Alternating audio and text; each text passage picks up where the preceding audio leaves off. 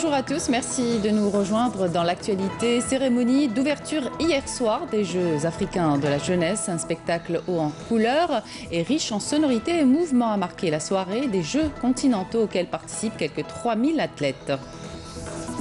On parlera d'énergie solaire, un élément de plus en plus précieux chez nous, à l'Arouad par exemple, grâce à cette source de grande transformation, notamment en termes de consommation de l'énergie électrique, ont été réalisés. On parlera de cybercriminalité, Internet, ce monde virtuel qui fascine encore et encore peut entraîner les internautes dans de sérieux problèmes. On verra comment les cyber-enquêteurs traquent les criminels. Et on reviendra à la fin du journal sur l'ambiance du spectacle qui a marqué l'ouverture des Jeux africains de la jeunesse. Un spectacle haut en couleurs et riche en sonorités et mouvements au complexe Mohamed Boudiaf d'Alger. Bienvenue à tous. Ouverture donc officielle hier soir des 3e Jeux africains de la jeunesse au complexe olympique Mohamed Boudiaf d'Alger. Le Premier ministre Ahmadou Yahya a officiellement donné le coup d'envoi au nom du président de la République Abdelaziz Bouteflika. Un spectacle haut en couleurs et riche en sonorités et mouvements a marqué la cérémonie d'ouverture des Jeux africains de la jeunesse prévue du 18 au 28 juillet et qui verront la participation de quelques 3000 athlètes issus de 54 nations engagées dans 30 disciplines. Pour cette cérémonie, des membres du gouvernement et d'importantes personnalités de pays africains et autres représentants des instances sportives internationales étaient présents. Un événement sous le haut patronage du président de la République Abdelaziz Bouteflika qui a été décoré par l'ordre du grand mérite du sport et de l'olympisme africain par l'association des comités nationaux olympiques en Afrique. Lors de cette cérémonie d'ouverture des 3e JAJ en présence du Premier ministre Ahmadou Yahya qui a déclaré officiellement l'ouverture des Jeux africains de la jeunesse.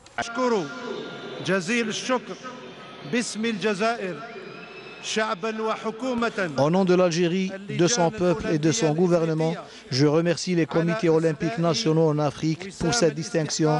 Au nom du président Abdelaziz Bouteflika, par l'ordre du grand mérite du sport et de l'olympisme africain. Abdelaziz Bouteflika, qui a consacré sa vie au service de la jeunesse algérienne et afin de promouvoir les droits des Africains. Sans plus tarder, je déclare officiellement au nom du président de la République Abdelaziz Bouteflika, l'ouverture des 3e Jeux africains de la jeunesse.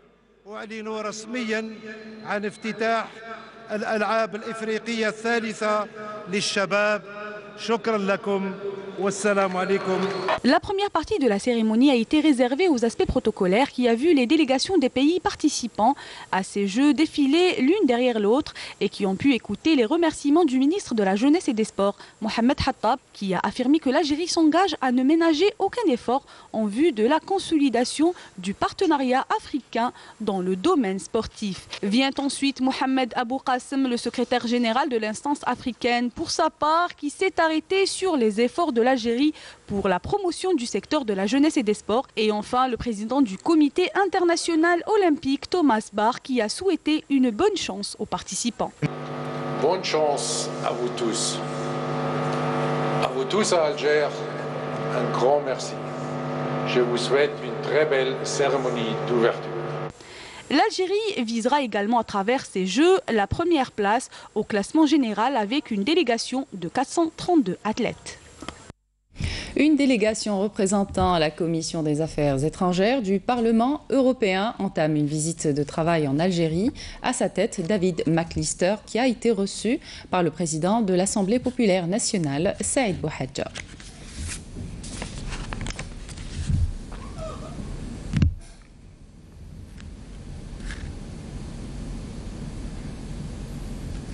Suite au décès de l'ancien président de l'Assemblée nationale de la République de Namibie, le ministre des Affaires étrangères, Abdelkader Msahel, a signé ce matin le registre de condoléances au siège de l'ambassade de Namibie à Alger au nom du président de la République, Abdelaziz Bouteflika.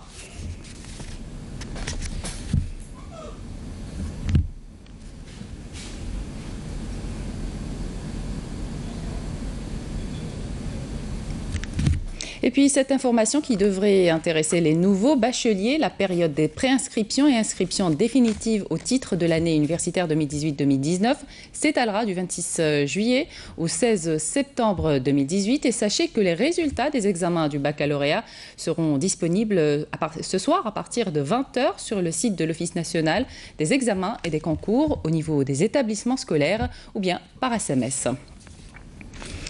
Chaque été, une grande pression est observée sur le réseau électrique, notamment dans les régions du sud du pays. Une pression qui provoque des coupures du réseau. À Béchar, par exemple, des centres de transformation électrique ont été multipliés dans plusieurs communes pour venir à bout de ce problème, optimisant ainsi le dispatching. Naïma Chkchek. La vague de chaleur qui frappe les régions du sud a systématiquement conduit à une augmentation accrue en électricité, et ce particulièrement durant les heures critiques. Une augmentation de la température avec un corollaire, une grande pression sur le réseau électrique, résultant de la grande consommation et provoquant parfois des coupures électriques. Aujourd'hui, il y a une amélioration en ce qui concerne le Sahara. Il ne faut pas oublier aussi que dans chaque maison, il y a 3 à 4 climatiseurs. Par rapport aux années précédentes, il y a effectivement une amélioration. L'État a beaucoup investi dans le domaine de l'électricité. Nous avons enregistré 346 centres de transformation qui ont coûté 430 milliards de centimes et qui sont tous opérationnels à 100%. La direction de distribution du gaz et de l'électricité de la wilaya de Béchar a veillé à la réalisation de plusieurs projets, parmi lesquels des centres de transformation dans plusieurs communes comme à Bni Mounif, Ouled Khdir, Karzaz ou encore à Béchar, avec 3 centres de transformation électrique. D'autres réalisations ont également cours pour une couverture intégrale et permanente en électricité de la wilaya. À présent, les centrales électriques se comptent en nombre à travers la ville, ce qui a amélioré les services de Sonelgaz et réglé les soucis que connaissaient les consommateurs avec des coupures en plein été. Dieu merci, ce problème n'en est plus un pour les habitants de Béchar. هذا كان يضر يعني بالمواطنين. الحمد لله اليوم هذا المجال أصبح ماهوش مشكل بالنسبة لبشار.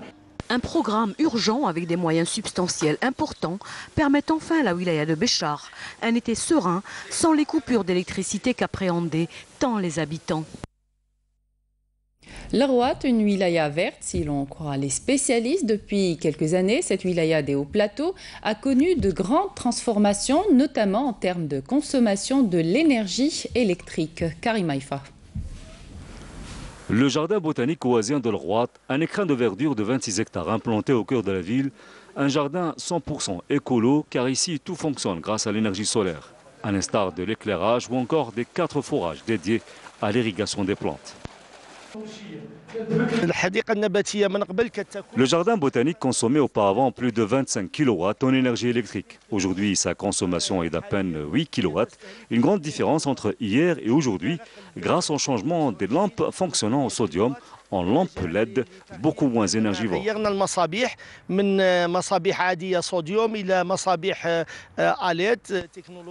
Une énergie renouvelable qui a le vent en poupe dans la région où tout ou presque marche au solaire, comme ces forages fonctionnant à l'énergie solaire installés à titre gracieux par la direction des forêts au profit des nomades ou encore ces habitations dépourvues de tout confort qui désormais profitent de l'électricité grâce aux plaques photovoltaïques.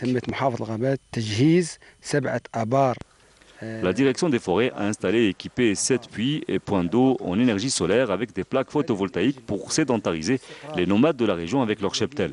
Sans oublier l'installation de 1000 plaques photovoltaïques au profit de particuliers. Aujourd'hui, plusieurs milliers de lampadaires LED illuminent les artères de la ville de l'Arwat. Une technologie LED qui a une durée de vie de fonctionnement entre 4 à 5 fois de plus que les technologies conventionnelles, alors que certaines écoles se sont lancées un défi, celui de diviser par 3 leur consommation en énergie électrique en installant des plaques photovoltaïques, un exemple à suivre dans d'autres wilayas du pays. Énergie solaire toujours, un important programme a été tracé par les autorités de la wilaya d'El Djelfa dans le but de permettre aux citoyens de toutes les communes enclavées d'être alimentés en énergie électrique grâce à l'installation de panneaux photovoltaïques, une bouffée d'oxygène pour les habitants de ces régions. Manal Boutouaba. À 260 km du chef-lieu de la wilaya d'El Djelfa, 200 foyers situés dans des zones enclavées, jamais raccordés jusque-là au réseau électrique national, ont été dotés de panneaux photovoltaïques grâce auxquels ils sont désormais alimentés en électricité 24 heures sur 24 dans le cadre d'un programme qui englobera en premier lieu les communes de Gattara, Adam et Selmana. Cet important programme a été tracé au niveau de la wilaya. Son objectif est d'alimenter en énergie solaire les habitations qui ne sont pas raccordées au réseau national de Sonalgaz, se trouvant principalement au sud de la région. C'est une excellente chose. On peut désormais allumer nos lampes, nos téléviseurs, recharger nos téléphones. Je remercie les autorités d'avoir pensé à nous et on espère voir encore plus d'initiatives de ce genre se concrétiser. Le programme englobe également les structures de santé de proximité situées dans ces mêmes régions enclavées, dont 4 centres médicaux importants. Le centre souffrait énormément du problème d'alimentation en électricité. La conservation de vaccins et autres médicaments et antidotes contre les piqûres de scorpions et morsures de serpents était devenue très difficile. Aujourd'hui, avoir une alimentation électrique 24 heures sur 24 est une bénédiction. La première enveloppe que nous avions obtenue nous avait permis de raccorder 2 communes, celles qui avaient le plus besoin de cette énergie. Progressivement, toutes les communes de la wilaya qui sont dans la même situation en bénéficieront également.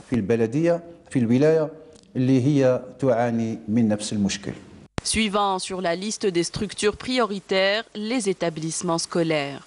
Les habitants de ces régions voient aujourd'hui leur qualité de vie s'améliorer sensiblement, tout en bénéficiant d'une énergie verte, propre et peu coûteuse, idéale pour les petites bourses.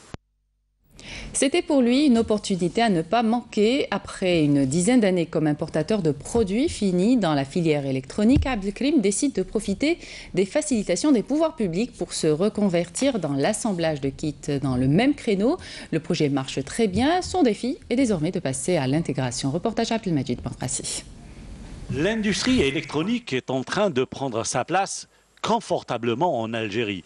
Après un premier pôle connu et reconnu qui s'est installé à Bourj Bouararij, à l'est du pays, voilà d'autres villes de la même région qui ont emboîté le pas. Parmi elles, Skikda, où un ancien importateur de produits électroniques s'est reconverti dans l'assemblage de kits dans le même créneau. Nous l'avons rencontré à l'intérieur de son site à Skikda. Il nous parle de son aventure. لما بدينا في التجارة كنا في الامبورتاسيون خدمنا الاستيراد هذا مدة 10 سنوات. Au début, quand nous avons commencé dans le commerce, nous avons débuté par l'importation. Et après plus de 10 ans, et suite aux facilitations des pouvoirs publics dans le domaine de l'investissement, nous avons saisi cette opportunité. Nous sommes restés dans notre créneau, l'informatique et l'électronique. Nous avons bénéficié d'une assiette de terrain pour notre projet et nous avons commencé. Notre secret, c'est d'être resté dans notre domaine. عطونا قطعة الأرض ونجزنا المشروع كما شفتوه هكذا وحنا في السر تاعنا يعني كنا ديجا في الميدان. Un domaine qui était encore vierge et dans lequel l'Algérie possède des compétences avérées qu'il fallait attirer en leur offrant les moyens. Et parmi ces jeunes qui ont fait leurs preuves, Mohamed, un universitaire spécialisé en automates. Bon, اليوم نقدروا نقولوا ما ينقصنا والو. بصح وشنو ديما نبداو بالعقل. حنا il faut maîtriser قبل l'assemblage. Aujourd'hui, nous pouvons dire qu'il ne nous manque rien, mais il faudrait commencer doucement. Il faudrait maîtriser déjà l'assemblage et ensuite nous pouvons passer à une autre étape, celle de la fabrication de la carte mère, pour ensuite avancer vers la fabrication du processeur. Nous sommes sur la bonne voie ici, dans notre unité. Nous sommes vraiment pas loin. تخرجت من l'université 20 août 1955 de Skikda. تخرجت 2011. Bon, avant ما نجي هنايا درت ماستر اون انفورماتيك اي سيستم نديروا لاسامبلاج تاع لي بيسي لي ميكرو بورتابل لي موبيل لي تابليت اي تو. Bon, l'assemblage c'est un passage برك Un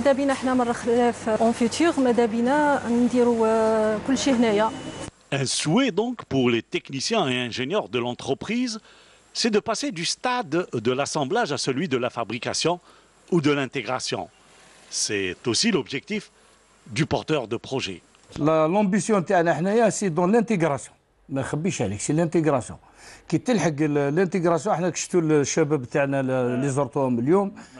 Notre ambition aujourd'hui, c'est l'intégration. Nous avons des universitaires capables de relever ce défi. Ils sont ambitieux.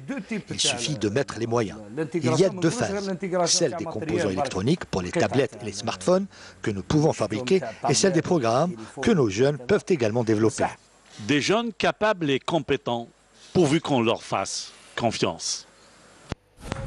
Internet entre fascination et danger, mauvaise rencontre, chantage, vol de données, autant de risques qui peuvent entraîner les internautes dans de sérieux problèmes. Pour traquer ces cybercriminels, des cyberenquêteurs de la cellule de sécurité de la Gendarmerie nationale effectuent un important travail de recherche pour assurer l'ordre public. Reportage Hassiba Abdallah. Piratage, atteinte aux biens et aux personnes ou chantage, autant de mauvaises surprises qu'on peut rencontrer en surfant sur la toile. Des pratiques qui sont malheureusement en continuelle hausse, parallèlement à la croissance du nombre des internautes. Pour traquer les malfaiteurs, la Gendarmerie nationale a créé le CPLCIC, le Centre de prévention et de lutte contre la criminalité informatique et la cybercriminalité. Les éléments chargés de cette mission sont appelés les cyberenquêteurs. Ils enregistrent environ une vingtaine de plaintes par semaine. Le service cyberenquête est chargé d'assurer une assistance technique au profit des unités territoriales de la Gendarmerie nationale portant sur la criminalité liée aux technologies de l'information et de la communication. Pour l'année 2017, il a été traité 909 affaires. Pour l'année en cours, jusqu'à ce jour, il a été traité 525 affaires. Et pourtant, toute victime du piratage ne va pas systématiquement alerter les services de sécurité. On m'a déjà piraté. Est-ce que vous avez déposé plainte? Non. Et vous avez fait quoi alors? J'ai rien fait. Qu'est-ce que vous voulez que je fasse? Cela dit, la plupart des victimes du piratage n'est pas consciente de la gravité de la situation. L'utilisation inadéquate de l'Internet ou des technologies de l'information et de la communication fait que la victime soit exposée à ce risque. Inadéquate, vous voulez dire? Ça veut dire la mauvaise utilisation, soit le partage inconscient des données, soit la synchronisation des appareils avec les comptes, que ce soit les comptes mail ou les réseaux sociaux. Donc il y a un téléchargement automatique des photos. Même les victimes sont connectées presque 24 heures sur 24. Donc elles sont généralement à la portée des criminels. Être tout le temps connecté, c'est justement le cas de pas mal de personnes. En Algérie, plus de 13 millions d'internautes sont connectés quotidiennement. Les mineurs sont les plus vulnérables et le manque d'expérience ainsi que leur naïveté font d'eux une proie facile à atteindre.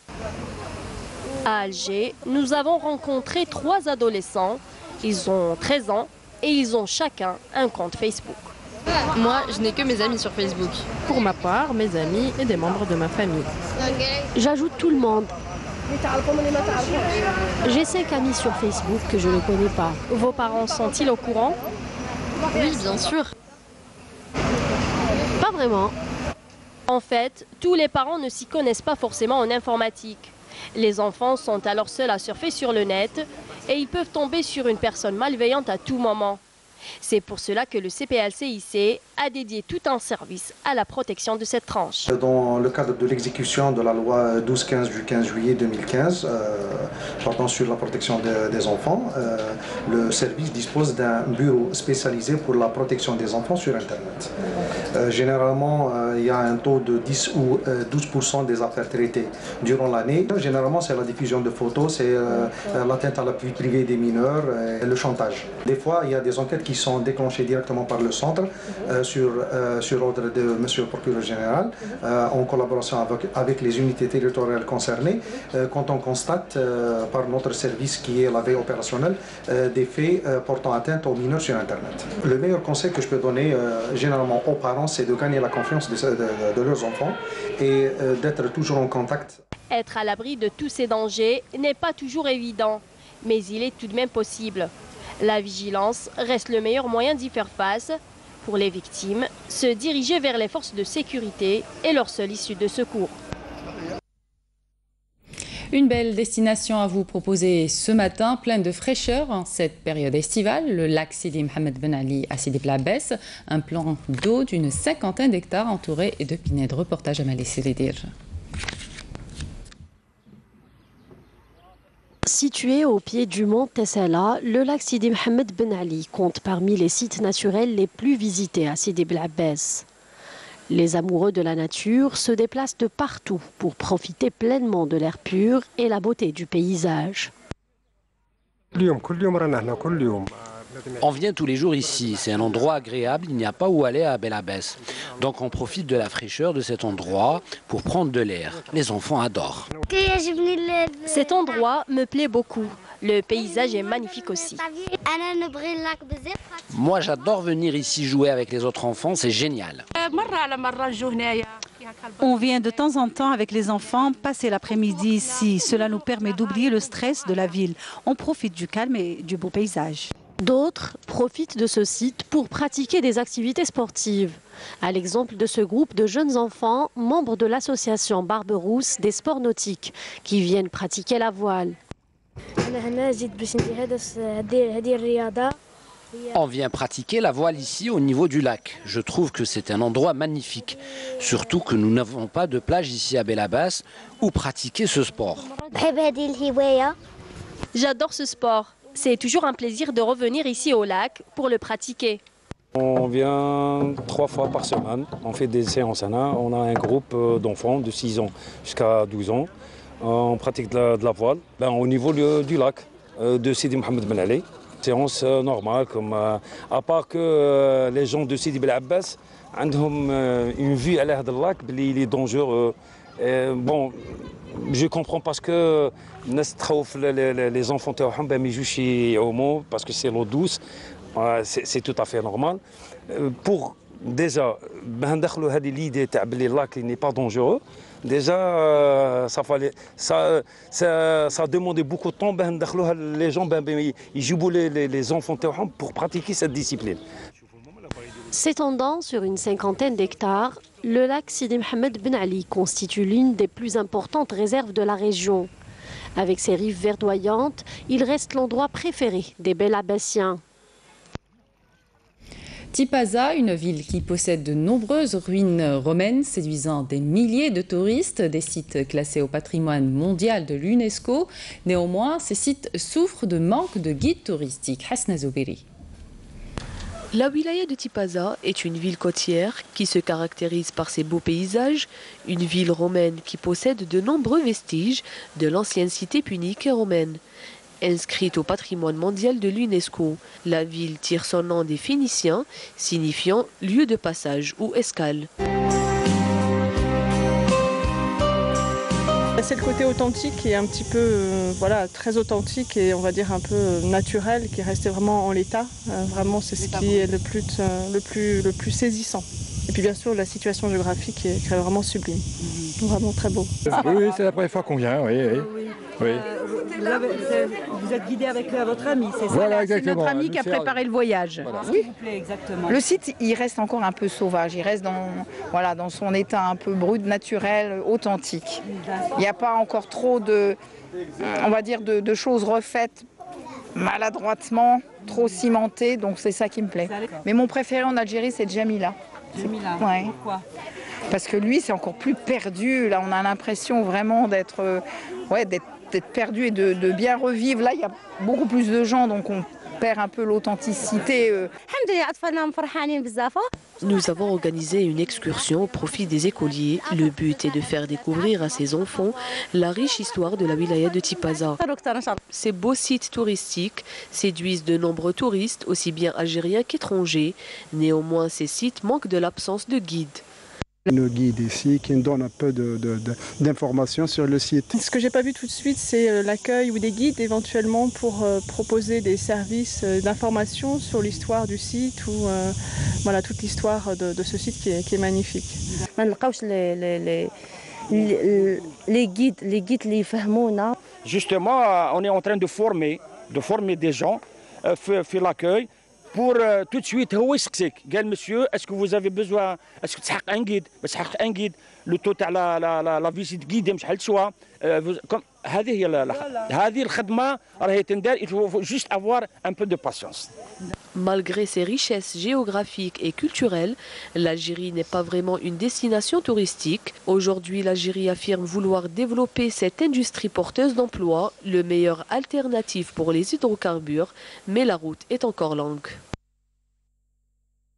Une info sport à présent. Le représentant algérien en Coupe de la Confédération africaine de football, l'USM Alger, conforte sa position de leader du groupe D de la phase de poule en battant hier en déplacement les Rwandais de Rayon Sport à Kigali au Rwanda sur le score de 2-1. Le club algérois compte désormais 7 points au compteur et franchit ainsi un pas vers la qualification pour les quarts de finale de l'épreuve.